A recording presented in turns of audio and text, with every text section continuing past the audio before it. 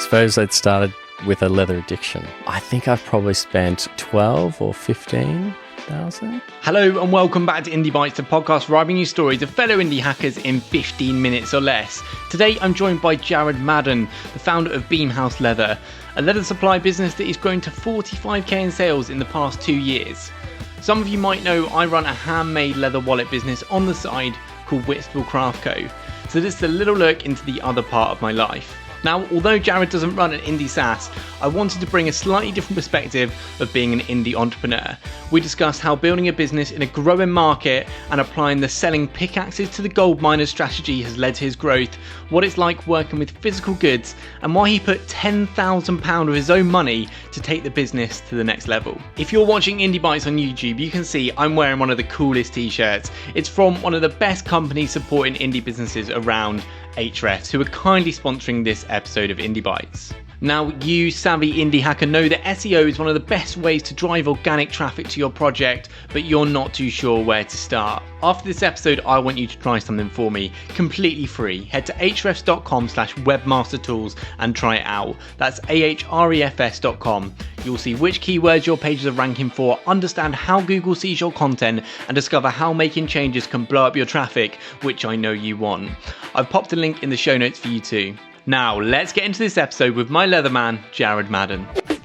So Jared, welcome to the pod. How are you doing? Thank you, James. Very well. Thank you. So thank you for letting me into your lovely workshop here. Now, some people might be wondering, Jared, you're not one of us. You're not an indie entrepreneur. But I'm here to tell you, Jared is. He is one of us. He started many entrepreneurial projects. Talk me through some of them. So when we first moved to London, I started a small Mexican stall, a stand. This was called Coco Mexico, and it happened for the first sort of 3 to 6 months. We only did a few proper events, and it was very hard. There's a lot that goes into preparing food for a market and then traveling to the market, setting up, packing down, cleaning up. We were living in a share house at that stage, so we were just renting a room. So we're just we'd just come here for a short time just to live and work. And I maybe foolishly wanted to do this thing and just wanted to pursue this goal. It was very hard. I was staying up late in a shared kitchen making this slow-cooked pork pibble. This feels like a low margin thing as well. It was low margin, very hard work. Did you make any money from it? Oh, we did make a little bit of money, but by the time you sort of hired the vans and... How long did you do it for? I think we did 3 or 4 good events. Yeah? Yeah. How much do you make from an event? I think we did around £600 or £700 on a couple of Saturdays. Really? I did not know you did that. Yeah. Why was that one of the first things you...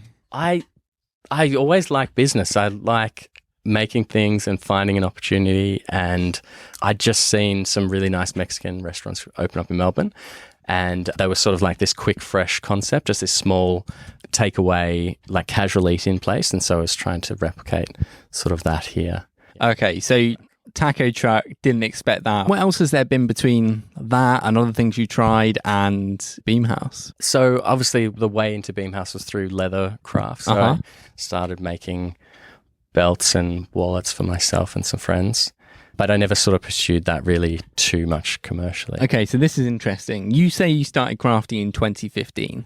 What made you want to start crafting? Do you remember the first project you made? Yeah, I always liked wallets, and so I wanted to make just a very simple card holder for business cards. And so that was the first project, just 2 pieces of leather back to back. Where'd you get the leather from back then? Amazon? eBay, actually. eBay? Yeah. I got my first leather from eBay. Yeah. I mean, there's more education now, but it's still such a big undertaking learning all the different types of leather. And so back in 2015, how were you learning the stuff, and where'd you get the tools from? So you could still get some tools. I got tools off eBay or Amazon as well, or just online. But there was some information out there. Also, pretty quickly when I started to buy full hides, you could speak to distributors and you could get a lot of help from the suppliers. Why were you buying full hides if you were just making bits for yourself and for friends? I suppose I'd started with a leather addiction. I can relate. Yeah. So I think that's maybe one of the reasons why I started Beamhouse, because I had so much leather. I love to buy it and learn about it and play with it. Okay, so Beamhouse you started April, May 2020, right after the pandemic started. Yeah. Was this out of your collection of leather that you just sort of cut it up and started selling to people? How did it all start? Yeah, so in 2019, I actually started to try and sell belts. I set up the listings, took nicer photos, and I bought hides for belt making and cut them all up. And I didn't sell many, if at all, actually. But I realized that a lot of other makers would buy the belt straps to make their own belt. And I liked the idea of a supply business rather than a consumer business anyway. So April, May 2020, I bought 4 hides of Pueblo because it wasn't available in the UK. You could buy it in the States and a lot of the small panel companies from the States. And I thought that there should be the same business here. There should be a cool small panel supply leather business in the UK. So context, in the US, they've got some of these kind of nice leather supply businesses where you can buy panels of almost any leather, and they basically front the cost of buying the hides and you buy it in these little panels. And for me, as someone who is a crafter who was starting out, I couldn't just go and buy massive hides. I needed someone like Jared where he can buy all of this nice leather and split it down or cut it down into the panels of various thicknesses, and I can just then have different types without having to spend hundreds and hundreds of pounds on hides, which was just not feasible with the size of my business. So how much did it cost you to set up Beamhouse?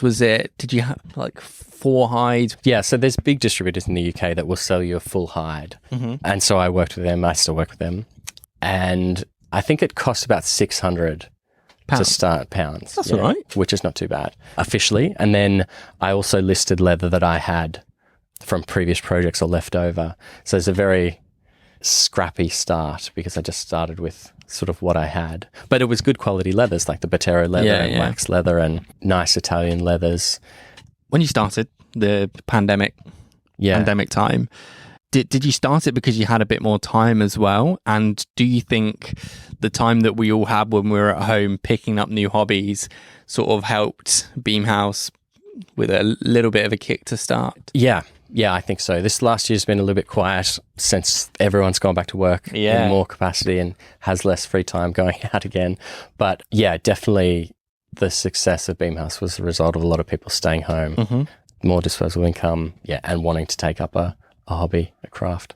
And when it comes to starting, a lot of my friends are sort of indie software developers. They may whip up a website. You chose Etsy. Now, Etsy's an interesting one because you've got a little bit of platform risk there if Etsy decide to cut off your traffic, but also you've got sort of inbuilt distribution from Etsy.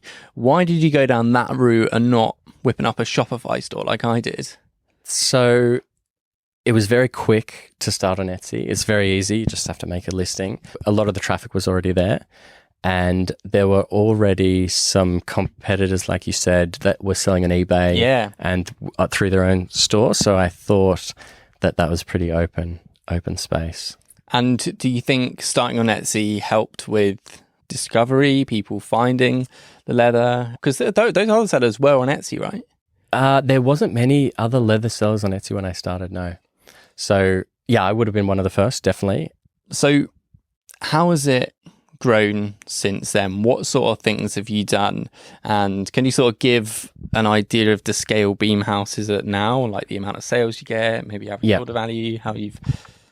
Yeah, so all the money that we've got is just reinvested in new leather types and new projects and new tools and new hardware. It's just like a fun sort of like hobby for me, I suppose. Money pit, some might say. Yeah, maybe. But how much of your personal cash have you put into it? Because for me with Whitstable Craft Co, it's been nice getting sales, but it's been mostly funded by me and my main income. Yeah, I think I've probably spent like of my own income about maybe 12 or 15,000.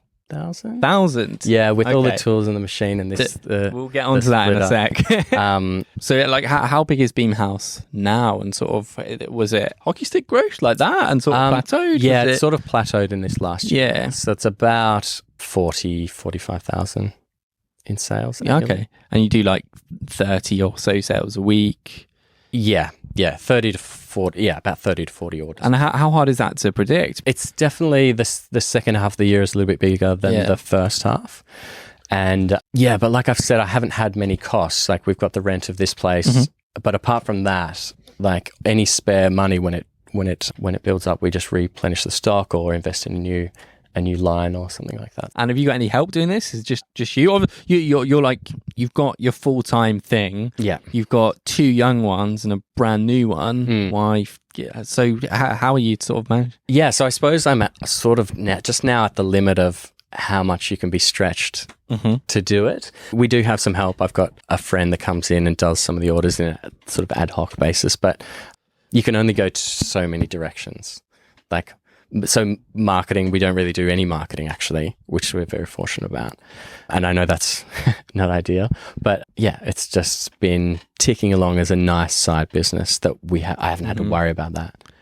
So we'll talk about in future, but there's something before the future, which is this, your big beastly splitting machine. Yeah. Now splitting, for those that don't know, is when you have one thick bit of leather and you can't use that for a wallet. You want to split it down to a thinner piece of leather that you might be able to use for different goods. Now this machine takes that thick leather and slices it so you only have that top part, and they are really expensive. Jared said it's not a cheap thing. You said it was always your goal to get this because the leather supply business, when you're buying from the big distributors, it's hard to get them split down, and if you've only got the panels, you want it custom size.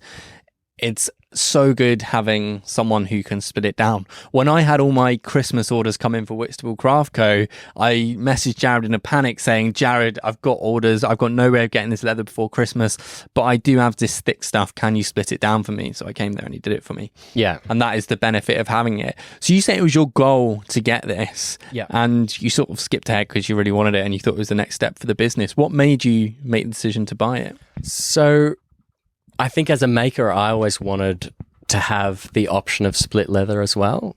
Split leather, thinner leather lets you make more finer, more higher quality goods. So for the makers that we sell to, they now have the option of weight, of thickness. And I think this machine being the last step between the supply and the maker is the right spot to have it in there in the supply chain, basically. So a maker can come to us and say, I'm doing a belt, I need some really thick leather, and I can sell them that same leather to make a belt and a wallet. Yeah. And so that's basically why we got it. It makes my inventory much more usable as well. So previously I had to stock ranges in like all the different thicknesses because I couldn't change the thickness, but now I buy it in a thicker weight, a heavier weight. So do you not get it split down at all? Like, not usually, no. I buy it as in the thickest weight that I can because they give you the best. And then just split it on demand as the sales come in. If someone wants something thin, we run it through the machine. Yeah. Very cool. And so you've got your split machine, you've made it, mission accomplished. What is next for Beamhouse? Where do you go from here? And do you have goals for this to be your main thing? Or because you've like got a good gig with your day job, do you want to sort of leave that and do Beamhouse, or maybe just a nice side project, nice fun thing? No, I think I'm happy for it to be a fun thing. Yeah, a fun side thing that I own, and maybe we can get a few people working to build it up a little bit, but not at the moment. I don't have any desire to make it my main thing. What do you get excited most about leathercraft and seeing what crafters make and this business? So last year, actually, I really remember last year, there were so many makers that came to me and said, I want to make a present for my dad. I want to make a wallet or a belt for my dad. I know we've chatted about this, but I think supporting those guys that are doing that brings a lot of satisfaction, seeing something that I've supplied out there used as a gift or given or making someone happy. Well, you're doing great stuff. You certainly make me happy with supplying me all this cool leather because I'm trying to grow my business. And as my business grows, I am going to be going direct to the distributor, to the tanneries to get larger quantities of leather because it's not cost effective to buy it from you. You have to make your margins.